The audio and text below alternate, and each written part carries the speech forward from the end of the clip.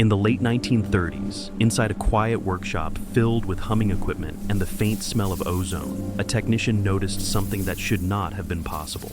Every day, he repaired electrical machines used in medical therapy. Sparks, arcs, and buzzing circuits were routine. But one afternoon, while testing a high-frequency device, he saw a flash of light that didn't behave like electricity. It wasn't a spark jumping between wires. It was surrounding a living object. Curiosity replaced routine. Instead of simply fixing the machine, he and his partner decided to experiment. They placed objects on photographic plates and passed controlled electrical energy through them. Leaves, coins, insects, human fingertips. When the plates developed, the room went silent. Every object was surrounded by a strange, glowing corona. Not a reflection, not damage from heat, but a complex halo that seemed to outline something invisible. Some glows were sharp and violent, others soft and cloud-like. The patterns looked less like electricity and more like signatures. At first, the explanation seemed simple. Moisture, ionization, static discharge, all reasonable. But the more they experimented, the stranger it became. A healthy leaf produced a vibrant flare of light. A wilted leaf barely glimmered. Then came the moment that made them question everything. They cut a leaf in half. Only one half was placed on the plate. When the photograph developed, the technicians leaned closer to the image under a lamp. What they saw made no sense. The missing half of the leaf was still there, faint, ghostly, but clearly outlined in light. They repeated the experiment again and again. Sometimes the phantom appeared clearly, sometimes only partially, but enough times to make it impossible to ignore. If the photograph was correct, something invisible still existed where the leaf used to be. The discovery spread quietly through research circles. Some scientists dismissed it immediately, others became fascinated. The phenomenon suggested that objects might possess an energetic structure beyond their physical form. Human tests made the mystery deeper. Volunteers placed their fingertips on the plate while experiencing different emotions. Calm subjects produced smooth, flowing glows. Anxiety created jagged bursts. Exhaustion created fragmented patterns. It looked almost as if emotion itself had a physical footprint. Word began reaching medical institutes. A few researchers wondered if the effect could reveal illness before symptoms appeared. Others whispered about something far more controversial, that the glow might be connected to what ancient cultures called the life force. But the closer people looked, the more uncomfortable the implications became. Because if living things truly emitted structured energy fields, it meant biology wasn't just chemistry. It meant life had layers. The research slowed. Papers were delayed. Funding became difficult to obtain. Some photographs disappeared from archives. The most dramatic examples, the phantom leaf, the collapsing glow of dying organisms, were suddenly unavailable for study. Official explanations simplified everything. Just electricity, just moisture. But that explanation never satisfied the people who had actually run the experiments. They had watched the patterns change in ways no electrical model could predict. They had seen the glow react to stress, fatigue, even anticipation.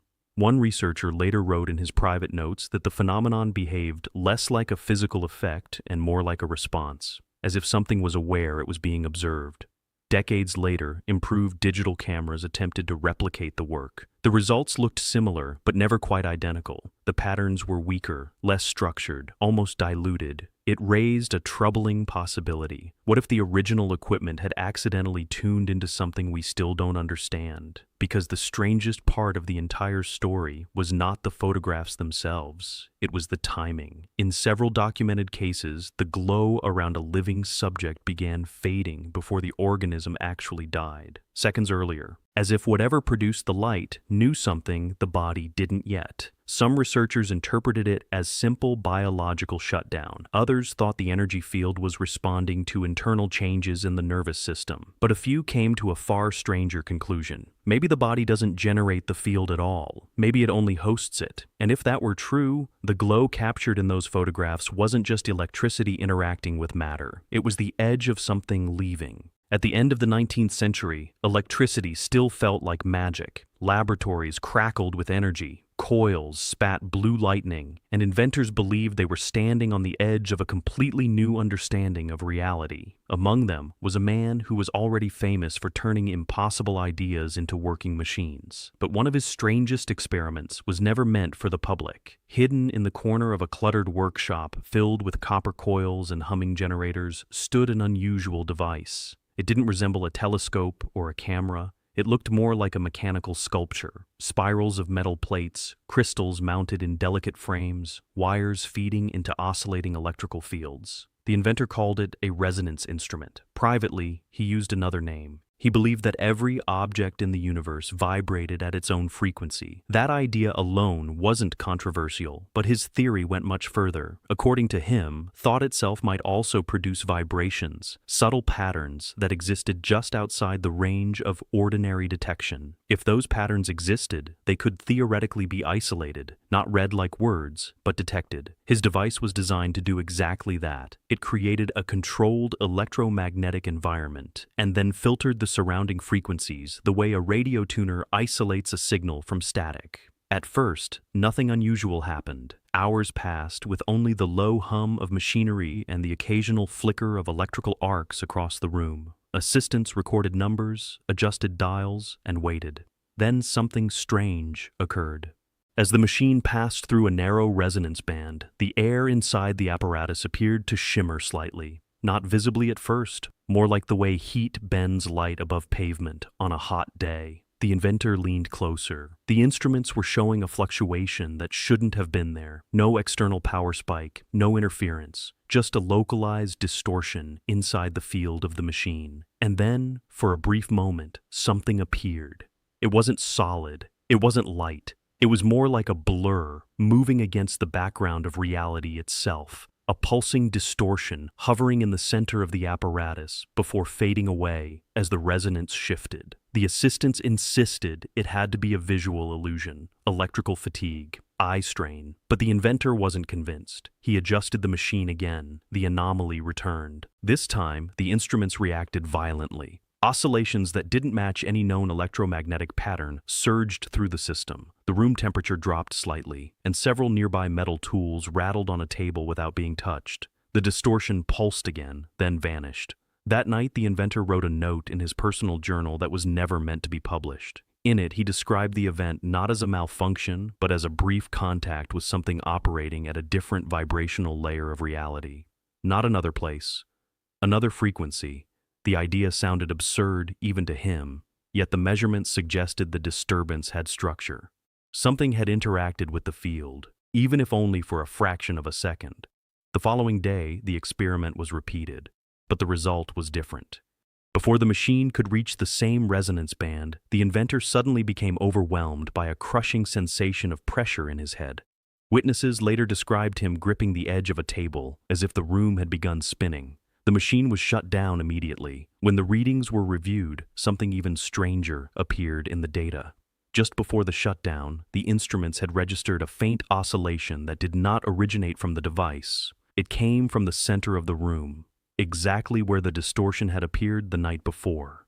After that incident, the inventor stopped working on the project. The apparatus was dismantled and stored away. Officially, the research never existed. Years later, when journalists asked him about the strangest things he had seen during his career, he smiled politely and changed the subject. But in private letters, he hinted at something unsettling. He wrote that the brain might not actually produce consciousness the way a generator produces electricity. Instead, it might function more like a receiver capable of tuning into something far larger than itself. If that idea was true, the distortion inside the machine might not have been a hallucination at all. It might have been evidence that the signal had briefly looked back, and that possibility frightened him enough to stop the experiment forever. If you want to understand why some experiments vanish without leaving a trace, you have to look at the ones that don't just challenge science. They challenge comfort. They force people to confront a question they'd rather keep philosophical, because the instant you try to measure it, it stops being a debate and becomes a problem. At the start of the 1900s, in a small hospital room in Massachusetts, a physician decided to turn an ancient idea into a number.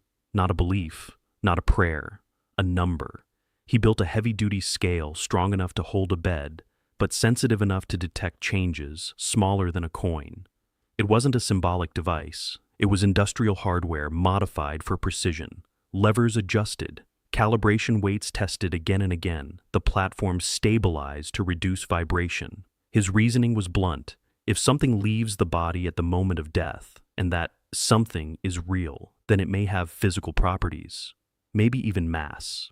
He waited for a patient in the final stage of illness. The room was sealed as much as possible. Windows closed. People moved carefully. The air felt thick with anticipation, not because of superstition, but because everyone understood what was happening. They were about to watch death like a measurement. The patient lay on the bed, thin and still, breathing shallowly, and then the breathing stopped. For a moment, nothing happened. Then the scale needle flickered, not the gentle drift of settling weight, but a clear, sudden drop, a measurable change. The physician stared at the dial, froze, then checked the apparatus again, as if hoping it was a mistake. It wasn't. The bed was stable. The patient had not moved. No one had touched the platform. The weight was lower. He logged the loss and repeated the experiment again with more patients over the following weeks. Not every trial produced the same dramatic change, but enough did to produce a terrifying pattern. At the moment of death, something sometimes left the body with measurable impact. The number that became famous wasn't chosen for drama. It was simply what his data suggested. A loss of roughly 21 grams in several cases, occurring abruptly within seconds of the final breath. Newspapers caught the story, and everything changed. Because the moment the public heard "the soul has weight," the experiment stopped being a medical curiosity and became a threat, not just to orthodox science, but to social order, to religion, to law, to the whole fragile agreement we maintain about what death is allowed to be. Scientists attacked the physician's methods. They questioned the sample size, the environment, air displacement, sweat evaporation, the release of fluids, the shifting of muscles. The physician didn't deny the limitations, but he refused to accept the dismissal. He insisted on one point. Whatever happened, it happened suddenly, not gradually, not in a way that fit evaporation or gas release. It behaved like an exit. And then he did something that guaranteed he would be haunted forever. He tried it on animals. He obtained a series of sedated dogs and repeated the procedure under the same conditions. If the weight loss was purely physical, gases, muscle relaxation, bodily processes, it should appear in animals too. But in his logs, it didn't. The dog's weight decreased gradually over time, as expected from physical changes. But there was no sudden drop, no sharp moment, no departure. That detail ripped the experiment out of normal science and threw it into a fire. Critics accused him of cruelty, bias, even fraud. Others claimed the results were exactly what you'd expect if the entire idea was contaminated by human expectation. Yet the problem remained. Critics could explain away the number, but not the pattern, the abruptness, the timing. The physician tried to publish in respected journals. Some refused outright. Others demanded data he could no longer gather because the hospital administration began distancing themselves. Funding became unstable. Colleagues stopped showing up. The room that housed the scale was suddenly needed for other purposes. The equipment was moved. Then it was lost. The scale didn't end up in a museum. It didn't end up in a research lab. It vanished during relocation, like a misfiled object that no one wanted to look for. The physician died years later, still convinced he had witnessed a measurable anomaly. He never claimed he had proved religion. He kept repeating the same line to anyone who would listen. "I observed something that demands explanation." Decades later, a few researchers attempted to repeat the experiment quietly using modern sensors. Digital hospital beds can detect microscopic changes. Load cells can measure fluctuations far beyond what that old mechanical scale could do. Some reports surfaced, never formal, never peer-reviewed, describing brief weight fluctuations at death, not always in the same direction, not always the same size, but strange enough to keep the question alive in the shadows. And one note, allegedly copied from the original physician's private papers, became the most chilling part of the story. In one case, the scale drop occurred a few seconds before clinical death was declared, not after the last breath, before, as if whatever left the body didn't wait for the official moment, as if the departure anticipated the shutdown. That single detail, if true, doesn't just raise questions about the soul, it raises questions about our definition of death itself. Because if something leaves before the heart stops, then death isn't a switch, it's a process, a sequence, and somewhere inside that sequence, something chooses to go first. The discovery didn't begin in a laboratory. It began with birds. One summer afternoon in the late 1950s, a filmmaker carried a tape recorder into a quiet forest clearing in Scandinavia. He was collecting natural sound for a documentary: wind through trees, distant insects, birds calling to each other in the branches above. It was a peaceful recording session, nothing unusual, just hours of patient listening. When he returned home and replayed the tape later that night, he expected nothing more than nature. At first, that's exactly what he heard: leaves rustling, birdsong, the soft hiss of analog tape moving through the machine. Then, underneath the sound of the forest, a voice appeared, faint, almost buried, but clearly human. The filmmaker leaned closer to the speaker, thinking someone must have walked past while he was recording, but the voice was speaking directly to him. It said his name. The words were distorted by static, but unmistakable. He froze. The recording had been made miles from any road. No one had been near him. Yet the voice was there on the tape as if someone had whispered into the microphone. Most people would have dismissed it as interference, a radio signal bleeding into the recorder, but curiosity pulled him back into the forest the next day. This time, he experimented. He left long pauses in the recording, allowing silence to stretch for minutes at a time. He turned the dial on a portable radio so it sat between stations, producing nothing but static. When he played the tape that night, the silence wasn't silent anymore. There were whispers, short phrases, broken syllables, some in languages he recognized, some in languages he didn't. And once again, something said his name. The phenomenon began attracting attention. Engineers, psychologists, and radio technicians examined the recordings. Some insisted it was simply audio pareidolia, the human brain's tendency to find patterns in random noise. But then, researchers began conducting controlled experiments. In laboratories across Europe, microphones were placed in sealed rooms. Radio receivers were tuned between stations where no broadcasts existed. Recordings were made under supervision, and the voices still appeared, sometimes faint and chaotic, sometimes disturbingly clear. The strange part wasn't just the presence of voices, it was their behavior. In certain sessions, when a researcher asked a question out loud and left the room silent, a reply appeared in the recording. Not always immediately, not always clearly, but often enough to unsettle everyone involved.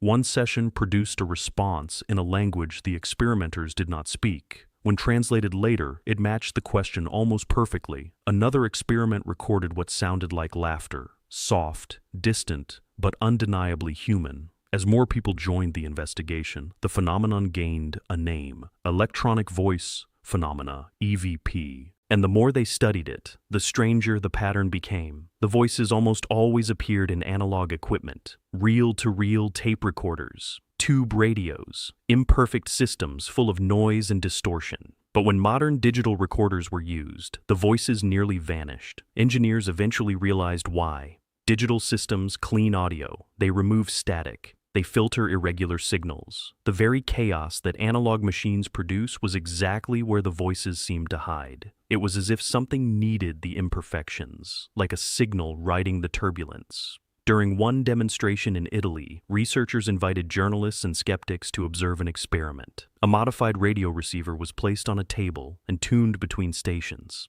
At first, there was only static. Then a male voice cut through the noise, clear enough that everyone in the room heard it. The voice called someone present by name. One of the observers turned pale. The name belonged to his father, who had died years earlier. To test the moment, he asked a private question aloud, something no one else in the room could possibly know. The radio hissed. Then the voice answered. Several witnesses later reported the temperature in the room suddenly dropped. Not dramatically, but enough to feel the air shift. Recorders placed outside the experiment room captured nothing unusual. Only the device inside the room produced the voice. After that event, funding for several EVP research groups quietly disappeared. Universities stopped hosting experiments. Laboratories redirected their focus to safer subjects. objects. Official explanations settled on coincidence and pattern recognition. Yet a small community of researchers continued privately, exchanging recordings and notes. One pattern appeared again and again. The voices rarely spoke long sentences. Most messages were short, fragmented, as if forming words required enormous effort.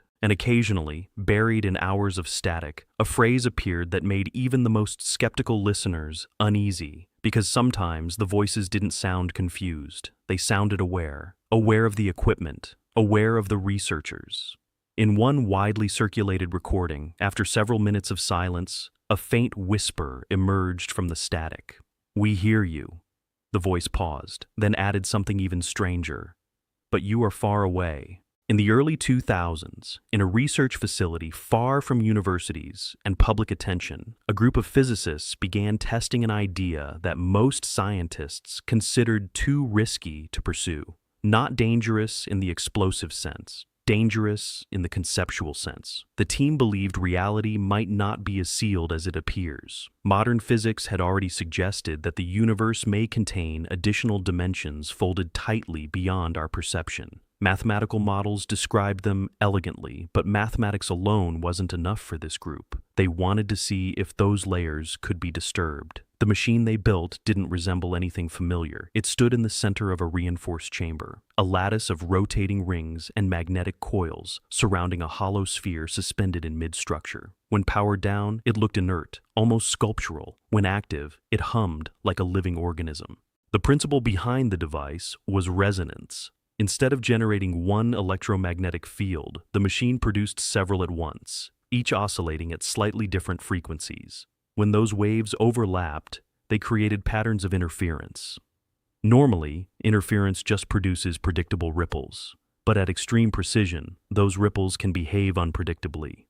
The theory was simple enough to sound harmless. If reality itself has a structure, a fabric, then certain combinations of frequency might create stress points in that structure, not tearing it, just loosening it. The first tests were cautious. Sensors were placed everywhere. Particle detectors, magnetic monitors, vacuum fluctuation meters. Cameras recorded the chamber continuously. The machine ran for less than a minute. Nothing dramatic happened. Encouraged, the team adjusted the parameters and ran the system longer, 2 minutes. Still nothing obvious, though several instruments recorded anomalies that couldn't easily be explained. Then came the third run. The oscillators reached full synchronization, and the chamber filled with a low vibrating tone that could be felt in the chest more than heard in the ears. Monitors displayed spikes in readings no one expected, small gravitational irregularities, fluctuations in background radiation. Inside the chamber stood a simple object placed there for calibration, a mannequin, not robotic, not motorized, just a plastic human form used to monitor environmental changes. Halfway through the test, one of the researchers noticed something odd on the video feed. The mannequin's arm was in a different position. At first, everyone assumed they had misremembered its placement. The cameras were reviewed in real time. The footage showed the mannequin standing still for most of the experiment. Then for a single frame, one fraction of a second, the image distorted as if the video signal had been folded. When the picture stabilized, the arm had moved, not fallen, not shifted, raised, frozen halfway upward. The chamber had been sealed. No mechanisms existed that could move the figure. The control room went quiet. Then something even stranger happened. A physicist watching the chamber through reinforced glass suddenly stepped backward and swore under his breath. When the others asked what he saw, he hesitated before answering.